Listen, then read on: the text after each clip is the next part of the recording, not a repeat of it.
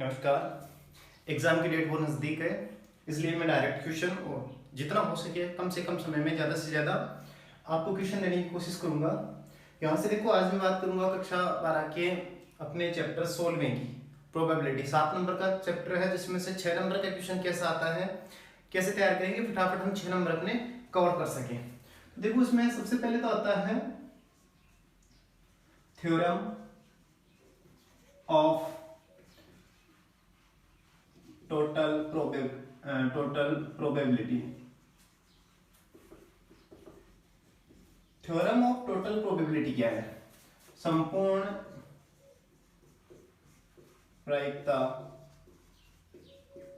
प्रमेय। संपूर्ण प्रायिकता प्रमेय क्या कहती है कि आपके पास बहुत सी घटनाएं हैं, E1, E2, E3 से लेके En तक की। अगर इन घटनाओं को हम तोड़ के एक समष्टि के रूप में लिख सकते हैं, तो आपकी किसी निश्चित घटना की घटित होने की जो प्रायिकता है वो प्रायिकता होगी Pe1 Pa/E1, यानी कि पहले घटना एक घटित हो चुकी, उसके बाद Pe2 Pa/E2, Pe3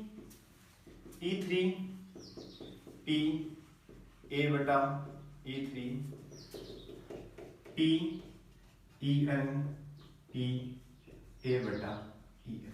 यह इसको शॉर्ट में कहें तो हम लिख सकते हैं सिग्मा I1 Pe(n) Pa/En। मतलब क्या है इसका? जैसे आपके पास दो थैले हैं, इसमें भी रेड और ब्लैक बॉल्स हैं, इसमें भी रेड और ब्लैक बॉल्स हैं। आपको निकालनी है रेड बॉल। क्या निकालनी है? Red ball. तो आप क्या करोगे? पहले रेड बॉल निकालोगे, किसमें से? पहले थैले में से। पहले में से निकालिए आपने रेड, इसको फर्स्ट ले लेंगे पहले थैले में से, फिर दूसरे में निकाल, फिर तीसरे में से निकालेंगे और सबकी प्रायिकताओं को क्या कर लेंगे? योग कर लेंगे कि पहले थैले में से लाल गेंद आने की प्रायिकता क्या है, दूसरे में से लाल गेंद आने की प्रायिकता क्या है, तीसरे में से लाल गेंद आने की प्रायिकता क्या है। यह था आपका संपूर्ण प्रायिकता नियम। इसी में अपना एक छोटा सा और टॉपिक है बेस प्रमेय। दोनों में से एक सवाल निश्चित रूप से आता है, सेकंड आपकी बेस थ्योरम, बेज प्रमेय। बेज प्रमेय क्या करती है? जॉन बेज ने कहा था कि बहुत से सवालों में समस्या आती है कि कोई घटना अगर घटित हो जाए, यानी कि प्रतिबंधित प्रायिकता लग जाए, तो उसके बाद हम उस घटना को सरल कैसे करेंगे, उससे संबंधित जो भी घटना होगी उसकी प्रायिकता कैसे निकालें। तो इसने भी वही कहा कि E1, E2, E3 से लेके En तक की कोई शून्योत्तर घटनाएं हैं जिनकी समष्टि S है, यानी कोई घटना है S जिसके टोटल संभव परिणाम क्या है, E1, E2, En तक है, और ये सभी शून्योत्तर है, यानी इनकी प्रायिकता एक की भी जीरो नहीं है। इस स्थिति में अगर आपको घटना ए घटित हो चुकी है, तब आपके E1 घटना की या EI घटना की घटित होने की जो प्रायिकता है वो हो जाएगी Pe1 Pa/E1 अपॉन संपूर्ण प्रायिकता नियम। संपूर्ण प्रायिकता क्या थी? Pe1 into Pe1/A A/E1 plus Pe2 Pa/E2 plus Pe3 Pa/E3। क्या आप कहा था? यदि कोई घटना एक घटित हो चुकी है तो उसकी घटना E1 के घटित होने की क्या प्रायिकता है, तो इससे संबंधित जो घटना है उसे अंश में रखेंगे, नीचे क्या रखा देंगे हम? संपूर्ण प्रायिकता नियम या सिद्धांत, जो हमने यहां देखा था। ये अब दोनों में से कैसे पहचाने कि कौन सी तो संपूर्ण प्रायिकता नियम है और कौन सी बेस थ्योरम है? दोनों में सबसे बड़ा कंफ्यूजन ये रहता है कि पहचान कैसे करें। बिल्कुल सिंपल सी पहचान है। पहली बात, दोनों ही प्रमेय से संबंधित जो सवाल आएगा वो कम से कम 1.5 लाइन या 2 लाइन का आएगा, और सवाल में एक चीज कंफर्म पूछेगा, अगर आपको बेस प्रमेय का सवाल की पहचान करनी है तो सवाल को 2 बार पढ़ो, उसमें कहीं ना कहीं ये बात जरूर मिल जाएगी, यदि ज्ञात है कि, पता है कि पहली गेंद लाल मिली। कहने का मतलब, अगर आपको सवाल में जो सवाल पूछ रहा है उससे संबंधित ऐसा डाटा नजर आ जाए कि आपको कह दे आपको पता है कि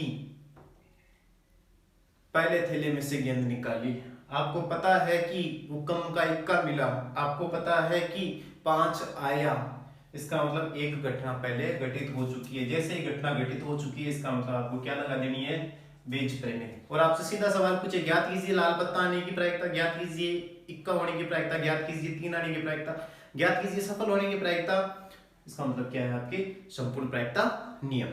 बात करते हैं एग्जांपल थ्रू में 16.3 का पहला सवाल ले रहा हूं। सवाल है 2 थैले हैं, फर्स्ट और सेकंड।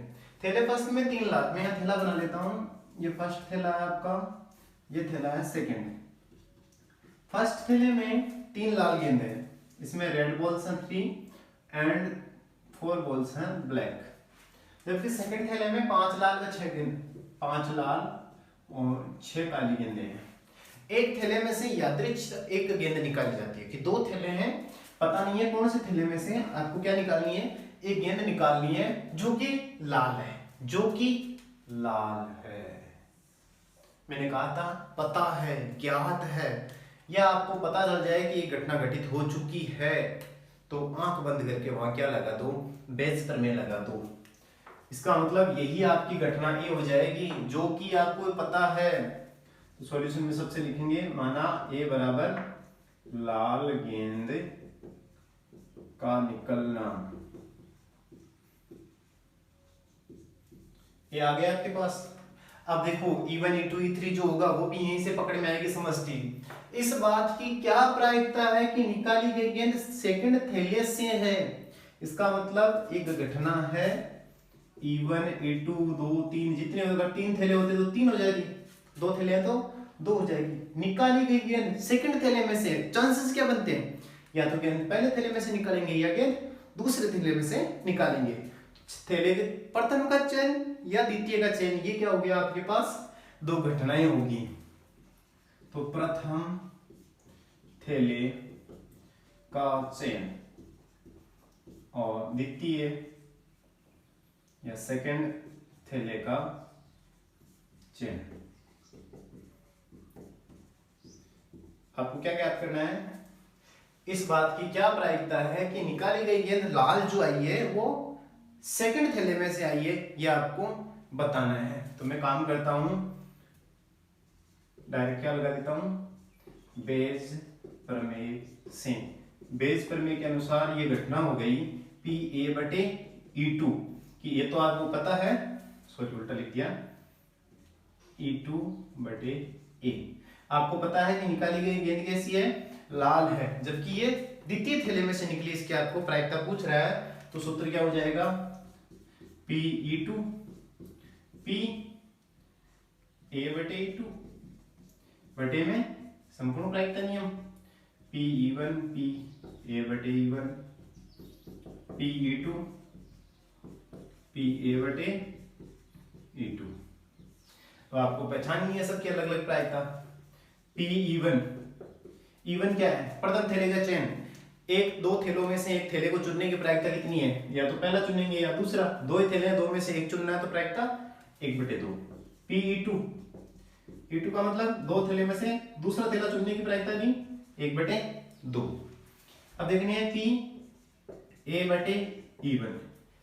कथन का मतलब क्या है, प्रथम थैले में से E1 यानी घटित हो चुका, आपने पहला थैला चुन लिया। संपूर्ण प्रायिकता नियम में प्रतिबंधित प्रायिकता देखी थी कि नीचे जो आ गया इसका मतलब ये घटना घटित हो चुकी है। इसका मीनिंग लिख देता हूं मैं, प्रथम थैले में से लाल गेंद निकालने या आने की प्रायिकता। इसका मतलब क्या है कि प्रथम थैले में से कैसी गेंद निकालनी है, आपको लाल गेंद निकालनी है। तो प्रथम थैले में गेंदें कितनी है, 3 लाल है। टोटल कितनी है, टोटल अपने पास 7 है, यहाँ टोटल 7, इसमें टोटल 11। तो 7 में से लाल गेंद आने के अनुकूल स्थिति कितनी है? 3, तो 3/7। ऐसे ही PA/E2 क्या हो जाएगा? प्रथम थैले में इसका नहीं अब निकालनी है द्वितीय थैले में से। द्वितीय थैले में से कैसे गेंद निकालनी है? लाल। द्वितीय थैले में लाल है 5, टोटल है 11, तो प्रायिकता होगी 5/11। अब मान रख दो, अतः P/E2 बराबर क्या हो जाएगा? वैल्यू रख दो इस फॉर्मूले में। P/E2 की वैल्यू है E2 की 1/2 इंटू PA/E2 की 5/11 बटे में 1/2 इंटू 3/7 प्लस 1/2 इंटू 5/11। बस इस फॉर्मूले में मान रख दिया। ये क्या हो जाएगा? 5/22 बटे में कितने हो जाएंगे लघुत्तम इसके? 3/14 प्लस 5/22, या लघुत्तम ले लो इसके।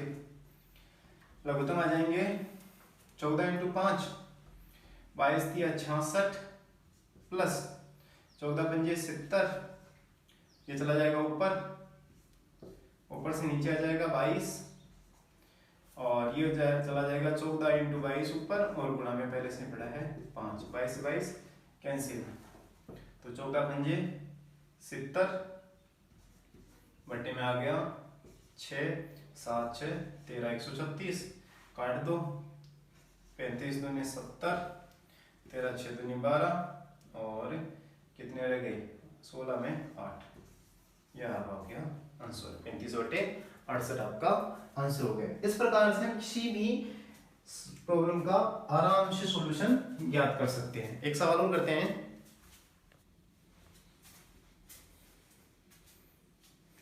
अगला क्वेश्चन है अपना क्वेश्चन नंबर 2। एक डॉक्टर को एक रोगी को देखने जाना है। कोई डॉक्टर है, उसे एक रोगी को देखने जाना है। पहले के अनुभव से क्या था कि उसके ट्रेन, बस, स्कूटर या किसी अन्य वाहन से आने की प्रायिकताएं आपको दी गई है। 3-4 बातें ले रखी है। ये डॉक्टर है यहाँ, और ये यहाँ पर जाएगा पेशेंट को देखने। इसके पास 4 तरीके हैं। या तो ये जाएगा ट्रेन से, या जाएगा ये बस से, या जाएगा ये स्कूटर से, या जाएगा किसी अदर वे से। अगर ट्रेन से जाता है तो इसकी प्रायिकता है 3/10, बस से जाता है तो 1/5, स्कूटर से जाता है तो 1/10, और अन्य साधन से जाता है तो 2/5। ये प्रायिकताएं कुछ इस प्रकार से आपको दे रखी है। यदि वह ट्रेन, बस या स्कूटर से आता है, यानी कि ट्रेन, बस या स्कूटर से आता है, तो उसको उसके देरी से आने की प्रायिकता है। इसका मतलब अगर वह स्कूटर, बस या ट्रेन इन्हीं के माध्यम से ट्रेवल करता है, मरीज को देखने जाता है, तो उसको निश्चित रूप से क्या होती है? देरी होती है। देरी कितनी होती है? अगर स्कूटर से आता है तो ये पेशेंट के पास पहुंचने की प्रायिकता 1/4 है, इससे 1/3 है, और इससे है 1/12। यानी कि वह ट्रेन, बस या स्कूटर से आता है तो उसको देरी होती है, और उसकी प्रायिकताएं ये दे रखी है। परंतु किसी अन्य वाहन से आने पर उसे देरी नहीं होती। यानी कि अगर यहां से आएगा तो उसको देरी नहीं होगी। यानी चांसेस क्या हो जाएंगे? परफेक्ट घटना हो गई है, तो निश्चित घटना है, यानी कि लेट पहुंचेगा, यानी लेट पहुंचने की प्रायिकता 0 हो गई। यदि वह देरी से आया, यदि वह देरी से आया, तो उसके ट्रेन से आने की क्या प्रायिकता है? सवाल की पहचान। यदि कोई घटना घट चुकी है, वह लेट आ चुका है डॉक्टर, इसका मतलब प्रश्न किससे संबंधित है? बेस से प्रश्न। ए बराबर क्या हो जाएगा? डॉक्टर के देरी से आना, ये आपका ए हो गया। डॉक्टर तो देरी से आया। अब इसका मतलब कैसे आया? घटना लास्ट में क्या है? ट्रेन से आने की। इसका मतलब ट्रेन से आना, बस से आना, स्कूटर से आना, या किसी अन्य साधन से आना, वो क्या है? आपकी घटनाएं हैं। E1 है ट्रेन से आना, E2 क्या है? बस से आना, P3 क्या हो जाएगा? स्कूटर से आना, और लास्ट है आपका अन्य साधन से आना, तो E4 क्या हो जाएगा? अन्य वाहन से आना। इनकी प्रायिकताएं आपको दी गई है, छाप दो। देखो ट्रेन से आने की दे रखी है 3/10, सॉरी गलत लिख दिया, यहाँ लिखना है 3/10। फिर बस से आने की है 1/3, स्कूटर से आने की है 1/10 और अन्य वाहन से आने की है 2/5। बेज का सवाल है तो आपको क्या निकालना पड़ेगा, क्योंकि यह है प्रश्न समस्या की किससे संबंधित है, बेज प्रमेय से संबंधित है। तो बेज प्रमेय से, बेज प्रमेय क्या कहती है, बेज के अनुसार क्या पूछना चाह रहा है वो आपको, वो पूछना चाह रहा है कि वह देरी से आया, इसका मतलब घटना घटित हुई, वह किससे लेट आया, ट्रेन से। ट्रेन वाली घटना कौन सी है, E1।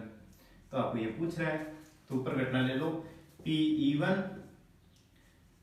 A/E1 और नीचे ले लो संपूर्ण घटनाएं। संपूर्ण कितनी है, 4 घटनाएं, तो 4 और उनकी संगत प्रायिकताएं। P A/E1 plus PE2 A/E2 plus PE3 A/E3 plus PE4 A/E4। अब आपको इन सब के मान निकालने हैं, तो निकालो इन सब के मान।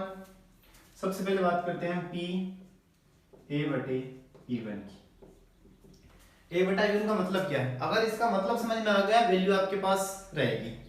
P/E1/A का मतलब है यदि E1 ट्रेन से आया तो उसके देरी से आने की प्रायिकता, ट्रेन से आया तो उसके देरी के आने की प्रायिकता कितनी दे रखी है, 1/4।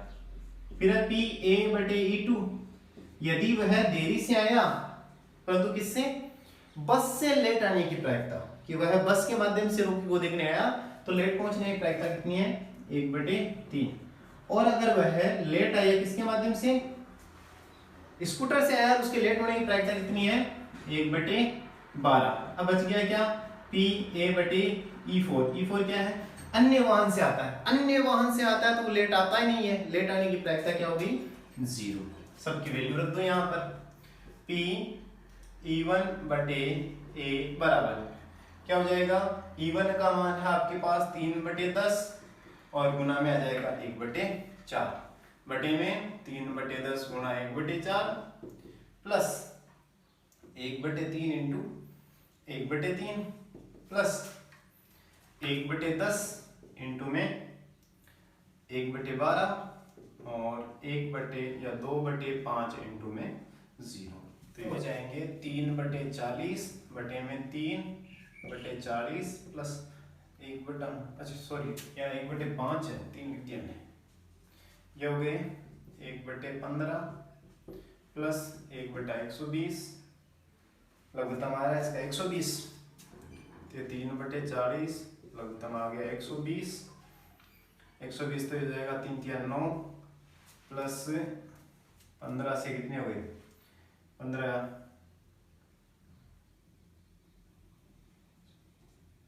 1 8 बार, या 40 से कट गया कितनी बार, 3 बार, तो एक 3 ऊपर चले जाएंगे, ये 9/18 यानी कि 1/2 आपकी प्रायिकता हो गई। बाकी बात करेंगे हम नेक्स्ट लेक्चर में। किसी को कोई भी चीज समझ में नहीं आती है तो बाय द वे आराम से मैसेज कर सकता है, नहीं तो मेरे व्हाट्सएप नंबर पे कोई भी क्वेश्चन हो उसे व्हाट्सएप कर दें, मैं होती कोशिश तुरंत आंसर देने की कोशिश करूंगा। धन्यवाद।